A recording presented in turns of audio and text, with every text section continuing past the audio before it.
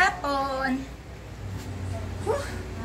Ang dami ko natatanggap na mga negative at saka positive comment regarding dun sa pagkakakwentuhan namin ni Attorney Toto regarding kay Sentry, no? Alam niyo mga kapatid, to see is to believe. Hindi ko pa naman kasi talagang nakikita at saka ayoko muna magbigay ng sarili kong konklusyon kasi alam niyo si Sentry, isa yan sa idol ko. Kung binibili man siya ni Liza Araneta, siguro may ibang agenda regarding sa pera. Alam niya, sa totoo lang, ang daming may gustong tumakbo si Sentry na presidente, kaya lang talaga wala siyang pera.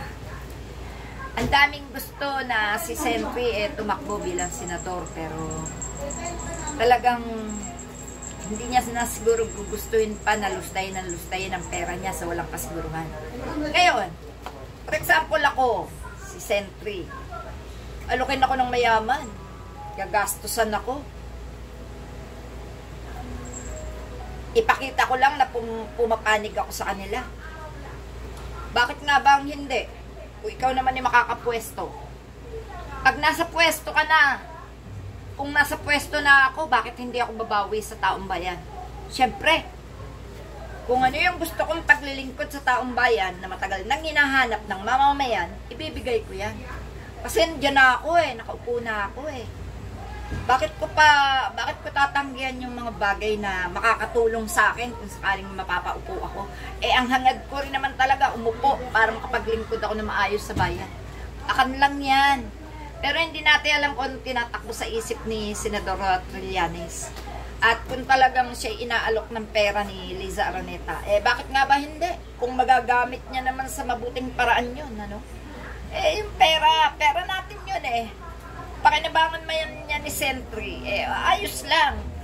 At higit sa lahat, kung makakapwesto si Sentry, malaking bagay yan para sa atin. Kasi sigurado ako, baliktarin man ang mundo, posisyon pa rin yan si Sentry. Kaya lang, siyempre, hindi tayo pwedeng magsalita ng negative-positive sa kanya. Kahit ako, hindi nyo alam kung ano nasa utak ko. Diba? Ganon din si Sentry, ganon din si Attorney Lenny, ganon din si Attorney Dilima, ganon din naman sina Attorney Enzo at Attorney Toto, ganon din naman si Marcos at si Lisa. Walang nakakaalam sa mga takbo ng utak nila. Matira ang wise, matira ang matibay, matira talaga ang matalinong tunay. Ganon lang yun no? So, ang pera atin. Ang pera dapat pakinabangan ng mga karapat-dapat.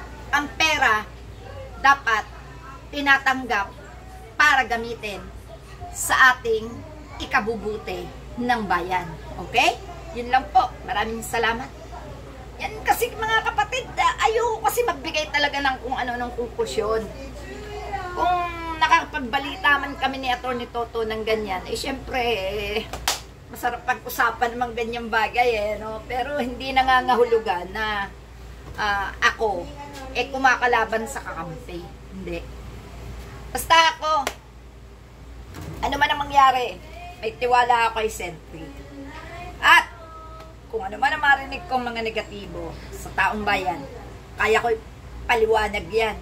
Kaya kong sabihin sa kanila ang katotohanan. Hintayin nyo lang. Kasi, nasa labanan tayo. Yung ating mga ginagawang pagsakay sa mga sasakyan ng mga nagdodrive ng gobyerno, alam nyo na yun. Bahala na tayo dyan. Basta mahalaga, makuha natin ang katotohanan, makuha natin ang karapat-dapat, magamit natin ang sariling pera, at mapakinabangan natin lahat. Yun lang mga kapatid. Maraming salamat. Gandang hapon. Dito po ako sa tindahan ko. Wala magawa